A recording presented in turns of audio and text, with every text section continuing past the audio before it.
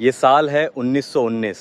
मैं खड़ा हूँ फ्रांस के आलिश पैलेस ऑफ वर्साइज के बाहर, जहाँ दुनिया के सबसे बड़े नेता एक ऐसी संधि साइन कर रहे हैं। इस संधि की सबसे बड़ी बुनियाद थी वो 14 पॉइंट्स जो प्रथम विश्व युद्ध के बाद लाए गए थे, जिसमें जर्मनी बुरी तरह हार गया था। नतीजा क्या हुआ?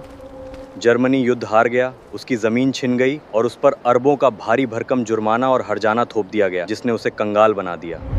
अब वक्त को आगे बढ़ाते हैं। क्या आप जानते हैं कि ठीक इसी तरह जून 2026 में ईरान के सामने भी अपनी शर्तें रखी हैं? इतिहास कैसे खुद को दोहराता है, देखिए।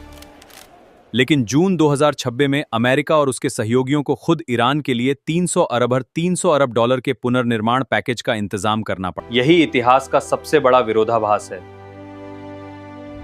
1919 में थोपी गई शर्तों ने ट्रंप ने जिस MOU पर साइन किया है उस पर आगे बढ़ने की 5 शर्तें मानी गई हैं। पहली शर्त यही है कि युद्ध को समाप्त करना होगा। किसे करना होगा? उसे जिसने शुरू किया। तो हार किसकी हुई? अमेरिका की। इसके अलावा 4 और शर्तें सुनिए। अमेरिका ईरान के बंदरगाहों से ब्लॉकेड हटाएगा, यह भी उसी की हार है। तीसरी शर्त है ईरान का जब्त पैसा देना होगा, यह भी अमेरिका की हार है। चौथी शर्त है ईरान के तेल पर जो प्रतिबंध है वो हटाना पड़ेगा, यह भी उसी की हार है। इन 5 शर्तों में 4 शर्तें अमेरिका को पूरी करनी है और ईरान को सिर्फ एक, हॉर्मुज से जहाजों की आवाजाही शुरू करनी है।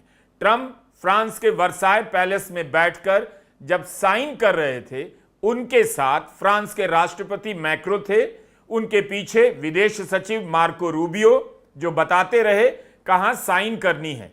इसी मेज की दूसरी ओर उनकी कैबिनेट के बाकी सहयोगी बैठे थे। अमेरिका की आजादी के 250 साल के जश्न के मौके पर मैक्रो ने वर्साय पैलेस में डिनर रखा। यहीं पर डिनर से पहले ट्रंप ने MOU पर साइन किया। ईरान की तरफ से राष्ट्रपति पेजेश्कियान तेहरान में मौजूद थे, उन्होंने वहां से डिजिटल माध्यम से साइन किया। ईरान ने इसे अपनी तरफ से कोई बड़ा इवेंट नहीं बनाया, 10 और मंत्रियों को लेकर नहीं आया। यह उसका आत्मविश्वास है कि अमेरिका के साथ इतनी बड़ी डील करने के लिए राष्ट्रपति पेजेश्कियान काफी हैं। उन्होंने इसीलिए तेहरान से साइन किया, फ्रांस नहीं गए। ईरान ने एक तरह से जवाब दिया है कि आप ईरान के लीडर को खत्म करना चाहते थे, बदल देना चाहते थे, मगर ईरान अपने लीडर में कितना यकीन रखता है उसके फैसले पर भरोसा। ट्रंप जिस वर्साय पैलेस में साइन कर रहे थे, अगर उसके इतिहास का एहसास होता तो कम से कम ट्रंप इस जगह पर नहीं जाते।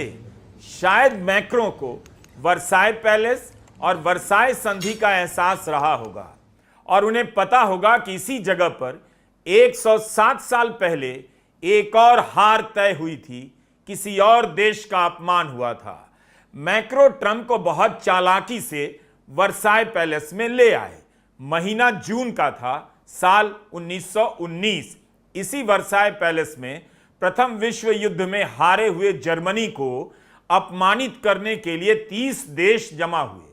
फ्रांस, ब्रिटेन, इटली और अमेरिका भी उनमें था, जिसने मित्र देशों की तरफ से जर्मनी को ट्रीटी ऑफ वर्साई साइन करने के लिए मजबूर किया।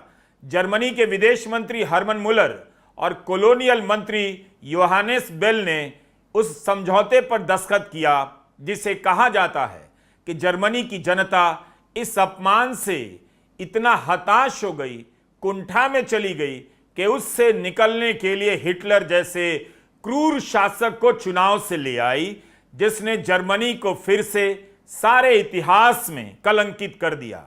तो वर्साय की संधि में जर्मनी को साइन करना पड़ा कि वह पोलैंड, चेकोस्लोवाकिया, फ्रांस, बेल्जियम के इलाकों से अपना नियंत्रण छोड़ेगा। जर्मन साम्राज्य 13% छोटा हो गया। जर्मनी पर सैनिक प्रतिबंध लगाए गए, ईरान से प्रतिबंध हटाए जाएंगे। जर्मनी से कहा गया प्रथम विश्व युद्ध के लिए वही जिम्मेदार है और उसे $33 बिलियन का हर्जाना भरना होगा। जर्मनी पूरी रकम तो चुका नहीं पाया। ईरान को हर्जाना कौन दे रहा है? उसके जब्त पैसे को कौन छोड़ रहा है? अमेरिका। तो इस हिसाब से अमेरिका का यह अपमान प्रथम विश्व युद्ध में जर्मनी के अपमान से भी भयंकर है। एमओयू के अनुसार अमेरिका ईरान को हर्जाना देगा तो हारा कौन? अमेरिका। समझौते पत्र पर जो छठा बिंदु है वो यही कहता है कि अमेरिका अपने सहयोगियों के साथ मिलकर ईरान के पुनर्निर्माण और आर्थिक विकास के लिए कम से कम 300 अरब अमेरिकी डॉलर की एक व्यापक योजना विकसित करने का वचन देता है। इसे कैसे दिया जाएगा, यह सब 60 दिनों के भीतर तय होगा।